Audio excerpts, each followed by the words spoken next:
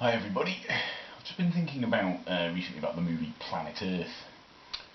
I don't know how familiar everyone is with it, but to give you a bit of an idea, it's a movie made by Gene Roddenberry, who of course is famous for being the creator of Star Trek. This is one of his lesser known movies. It was originally going to be the pilot for a series called Genesis 2, which never took off, sadly. Because I think it would have been a good series. It would actually have been quite an interesting, quite enjoyable series, I think. The basic plot of it, a bit of a background to it, it's set in a post-apocalyptic future where basically what was once the civilized world has now formed into little post-apocalyptic tribes. It features the main character is a guy called Dylan Hunt, who, if you're familiar with Gene Roddenberry's stuff, is a character name that appears a few times in Gene Roddenberry, most notably perhaps in Andromeda. So the main character was called Dylan Hunt in that. But this was where the name originally appeared. And Dylan Hunt is someone from the 20th century who's been frozen in time and is revived in the future.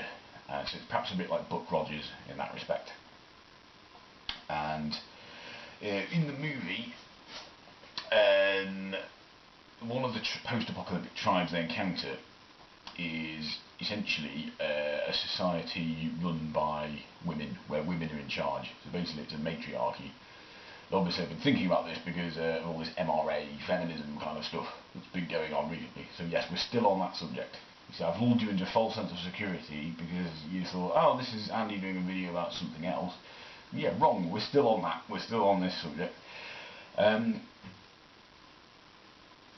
And I suppose they are, this little society, this tribe, is that they have, the women are running everything, the men are just sort of workers. In fact, they're almost like little more than livestock, the men in this future. A lot of them just seem to be pulling ploughs and working fields.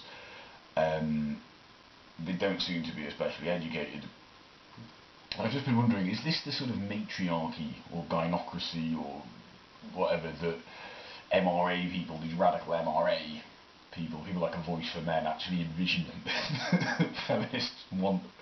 I do wonder if that's what they think. That's what I keep thinking of every time they talk about this. I keep thinking of this society.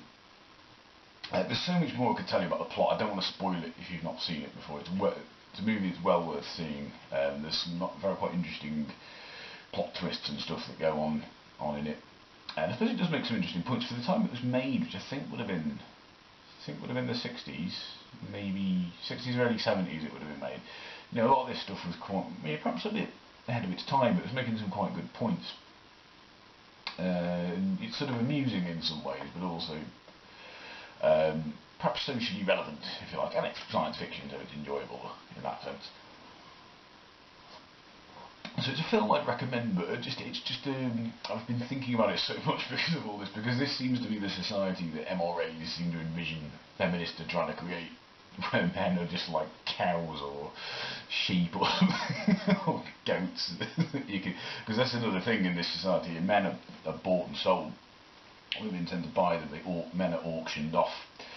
I'm not going to tell you too much about it, I don't want to spoil it. I don't think I've given too many spoilers there, but it's just a movie I've been thinking about. It's a movie I'd highly recommend watching, either because you're interested in this issue or if you just want to watch something entertaining. It's pretty good. But I just thought I'd throw that one out there. Okay, goodbye.